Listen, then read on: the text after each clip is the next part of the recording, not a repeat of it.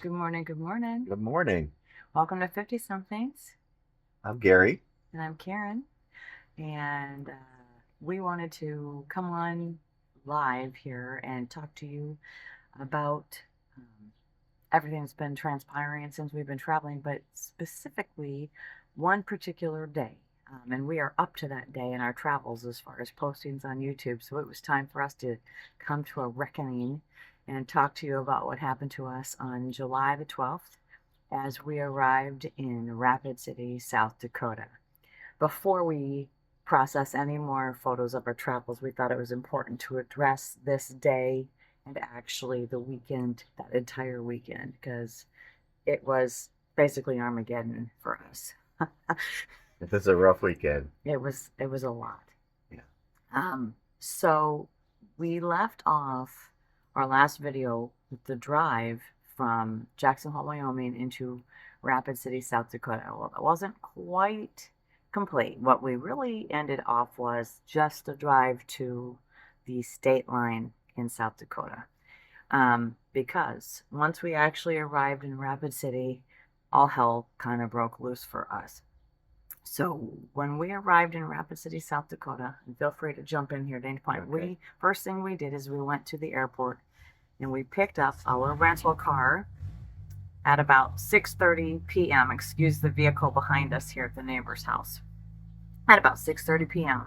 And at this point, we were about 15 miles from our final destination at the campground. Yeah, we had already driven over 500 miles to get to this destination, so we were already tired. Very tired.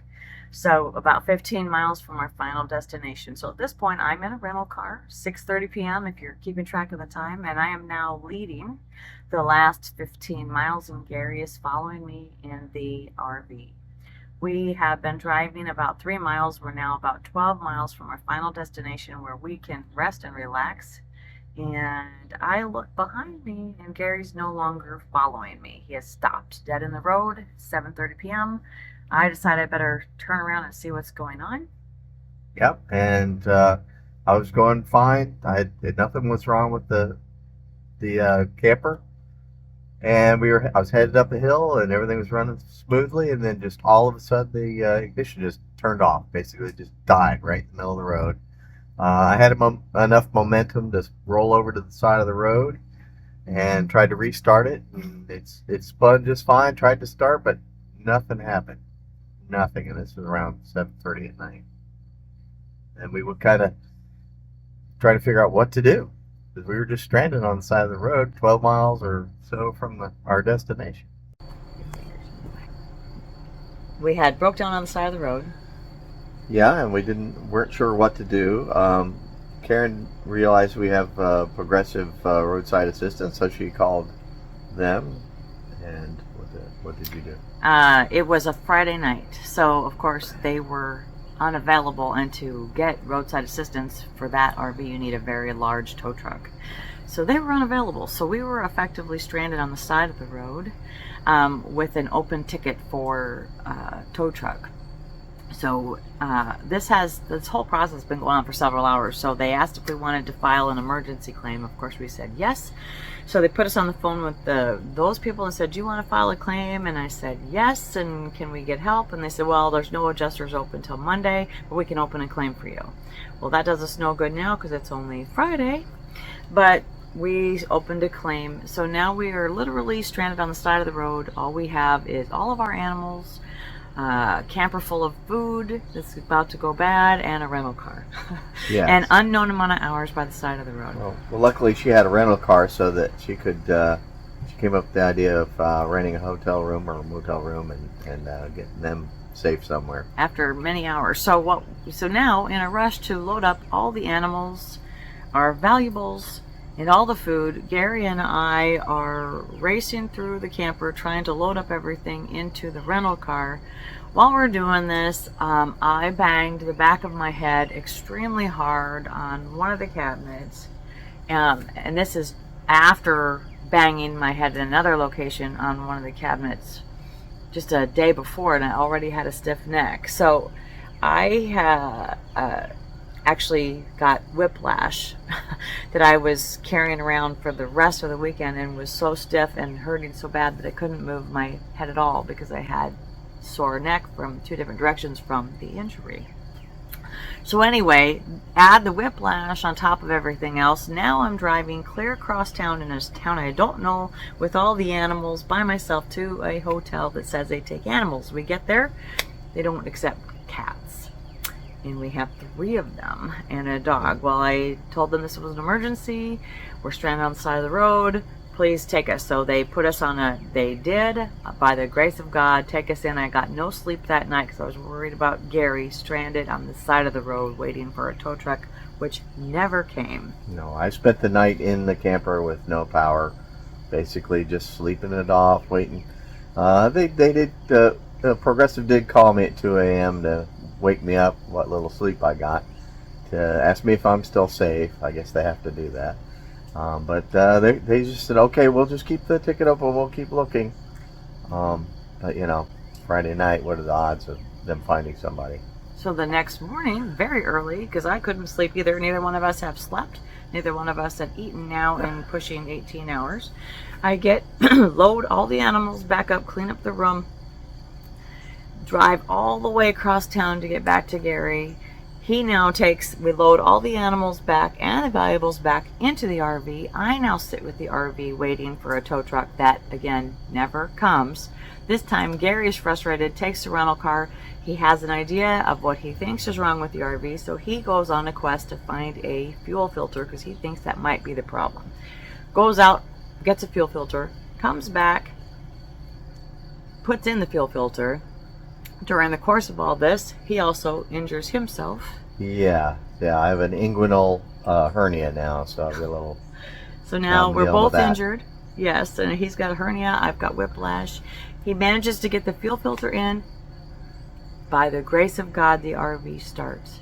Yeah. So we're thinking this is the fix. So now we no longer have a campsite though, because we had to call them when this happened and cancel to get they canceled it for us so that we could get a refund, luckily. But now we no longer have a campsite, so we had to search for a new campsite on the fly. We found one a little bit closer, 8 miles away, called HTR Black Hills Resort.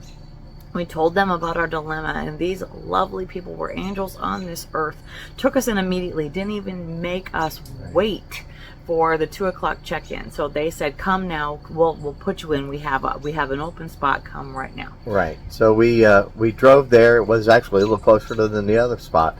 Drove there, the camper's running great, got there, and I pulled in. Just pulled in. It was sitting there and it was idling, and she went in to check in and it died again. Just like that. So she came out and I had to give her the bad news that it died again, and still absolutely no idea what's going on with it. So now we've been in a broken down RV, and now it's been, over pushing 15 hours. Yeah. Broken down RV, and now it's in a different location. So we have to call Progressive back and update the location of the broken down RV. We have to cancel the camping spot at the campground we're now stuck in because we can't get down to the camp spot that they reserved for us out of the goodness of their heart. I have to go back into the office and ask them if they can possibly give us a camping cabin, because they have some of those instead, because we are stranded there now. At least we're not on the side of the road. Yeah.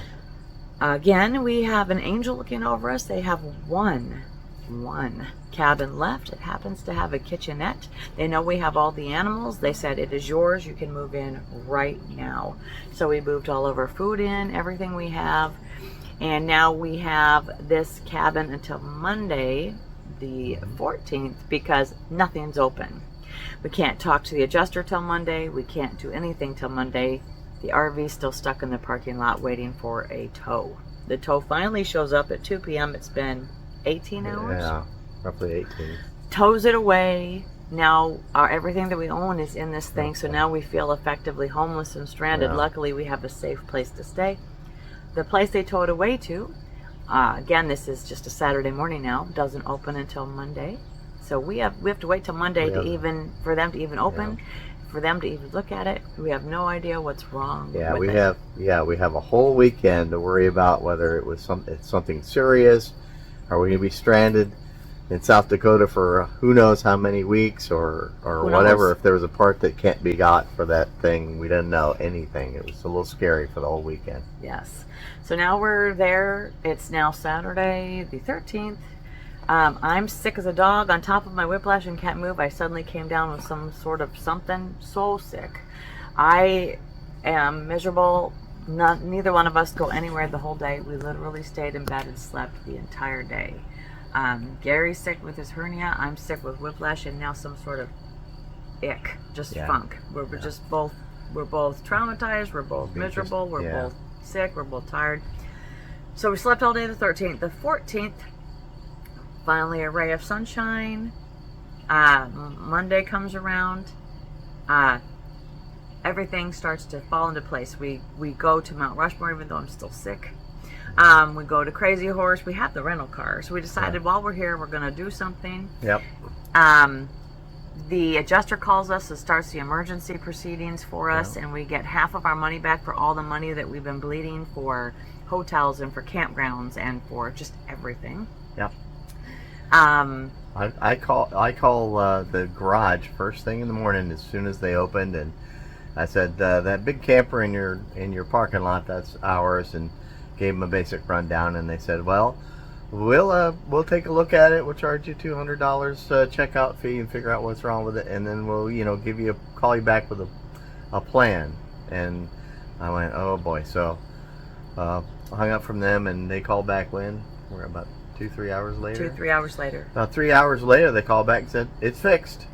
It was a bad battery and a loose cable. Yeah. And I was like, okay. Blissfully so. Yes, which is it was like it's too good to be true, and I was still a little nervous about that, but that's what fixed it. So then, on top of that, breaking through, so the adjuster calls all of a sudden. The garage calls that it's fixed all of a sudden. Then we get a call that the house is closing, and they want to do, the house is closing in Washington State all of a sudden, and they want to close with us virtually.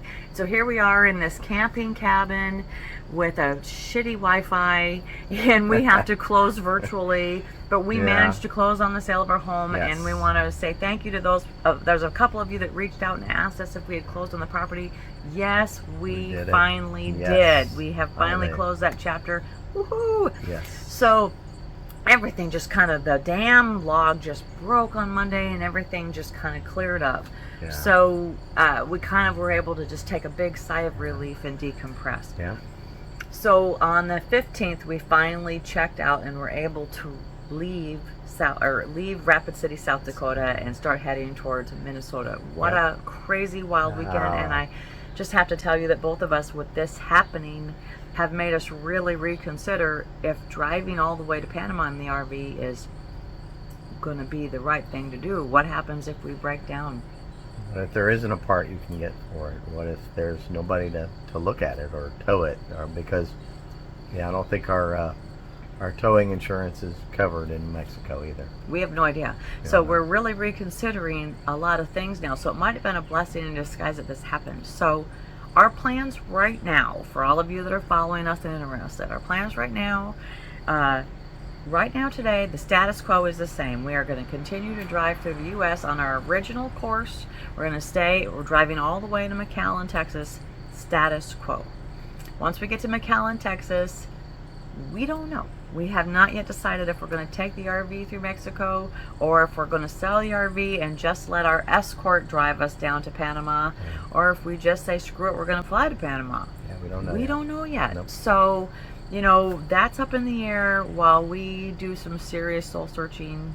Like I said, this might have been a blessing in disguise. Yeah. But so far, we'll of course keep you in the loop no matter what we do as we take this journey with you. Yeah. We want to thank you for following along. Yes, thank you. And now that you know why we were a little slow posting some stuff, and we are a little bit backlogged, but we're going to start catching up on the rest of our journeys for you here over the next couple days, and hopefully get you caught up to where we are now, which is in Prairie du Chien, Wisconsin. But thanks for following along. Thank We're going you. to continue to post content here over the next couple of days and hopefully get you caught up to current.